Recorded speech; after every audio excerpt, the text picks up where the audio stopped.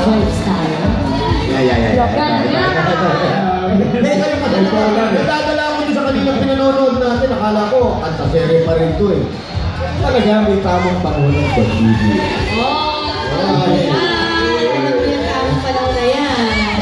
At siyempre naman, pero alam niyo ba, dahil hindi na sa pag-ibig na mayroong tamang panahon. Pati sa karir, may tamang panahon yan. Kaya ito naman ang pinagmamalaki namin dito. Isa sa aming kapatid o aming kasama dito sa trabaho, na saan yung pinasaya?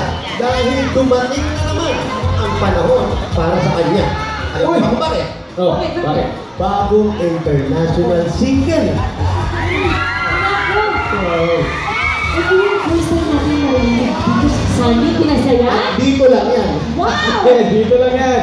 Ito na mga kapuso, narito na ang Asia's Pop Sweetheart, Juliet San Jose!